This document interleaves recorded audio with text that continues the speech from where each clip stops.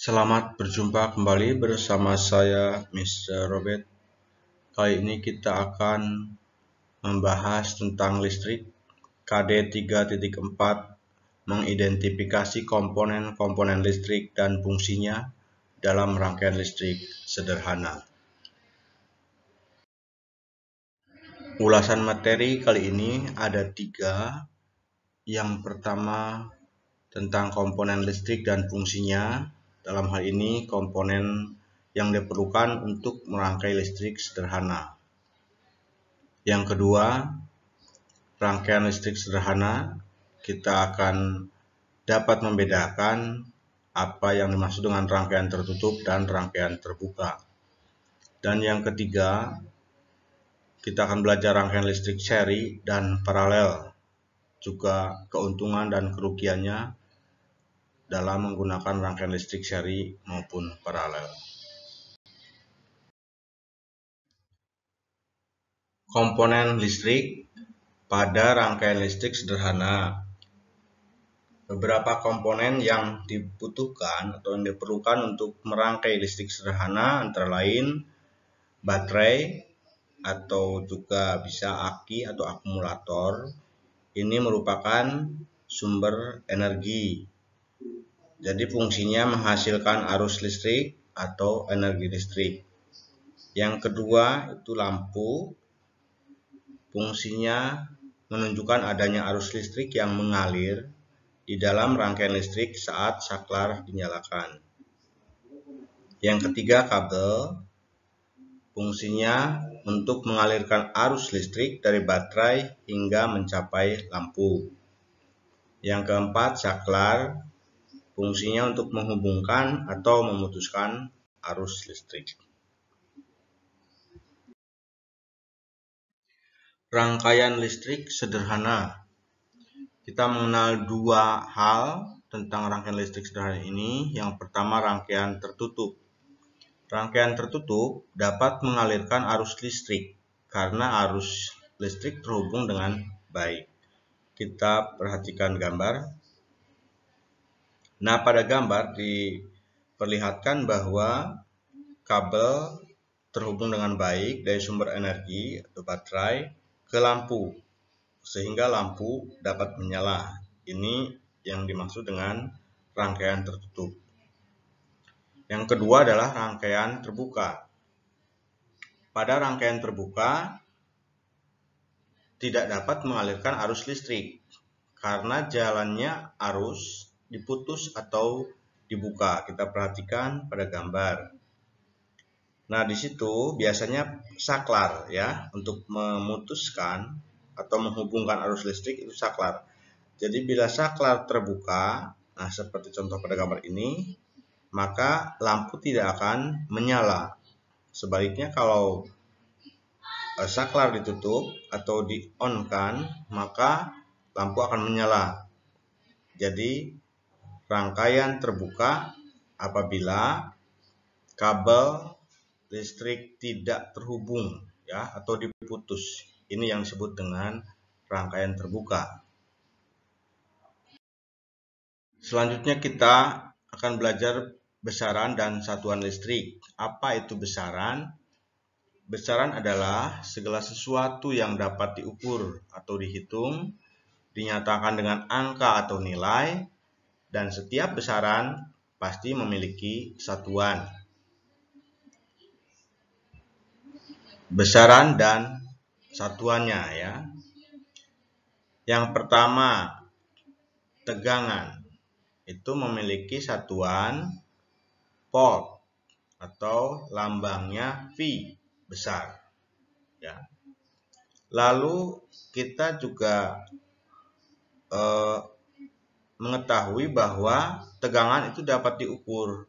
Alat ukur tegangan adalah voltmeter. Jadi mudah untuk mengingatnya. Kalau volt, alat ukurnya adalah voltmeter.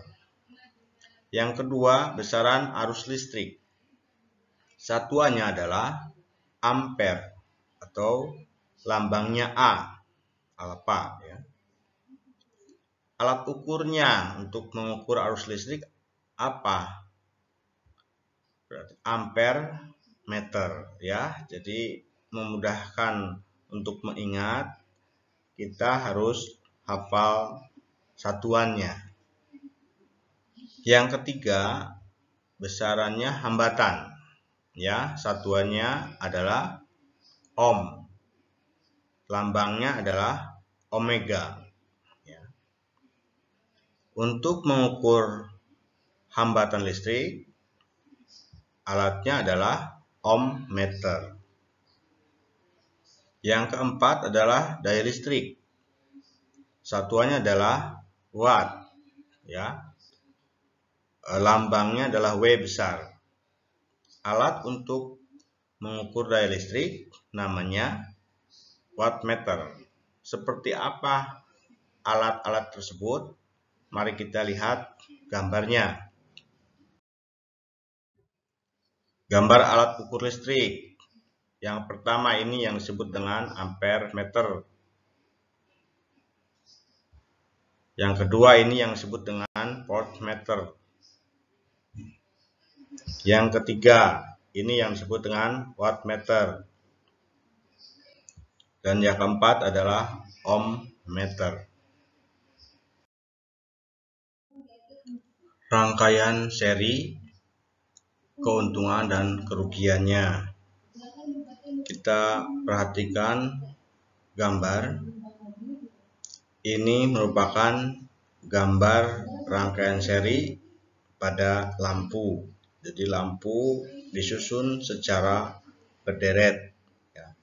Kabel dihubungkan dari kutub negatif baterai ke lampu 1, lalu dihubungkan ke lampu 2, dan selanjutnya lampu kedua dihubungkan dengan kabel ke kutub positif baterai. Maka lampu akan menyala. Ini yang disebut dengan rangkaian seri. Apa keuntungannya? Keuntungannya adalah nyala lampu lebih terang karena setiap lampu mendapat arus listrik yang sama. Sedangkan kerugiannya adalah baterai tentu cepat habis atau boros. Dan jika satu lampu mati, maka lampu yang lain pun akan ikut mati. Itu kerugian dari rangkaian seri. Selanjutnya, rangkaian paralel. Keuntungan dan kerugiannya, kita lihat dulu gambar rangkaian paralel. Nah, ini gambar dari rangkaian paralel listrik ya pada lampu. Lampu yang pertama terhubung dengan kabel ke sumber energi secara langsung, sedangkan lampu yang kedua dihubungkan ke lampu yang pertama ya. Nah, ini yang dimaksud dengan rangkaian paralel. Lalu apa keuntungannya? Keuntungannya baterai lebih awet. Yang kedua, jika satu lampu mati, maka lampu yang lain akan tetap menyala. Jadi kalau satu lampu yang mati ya yang lain tetap menyala, hanya satu saja yang mati ya. Berbeda sekali dengan rangkaian seri tadi. Jadi satu mati, semuanya mati. Lalu kerugiannya apa? Nyala lampunya lebih redup ya. Itu kerugian dari rangkaian paralel. Lalu kita akan belajar penerapan rangkaian seri maupun paralel pada kehidupan sehari-hari.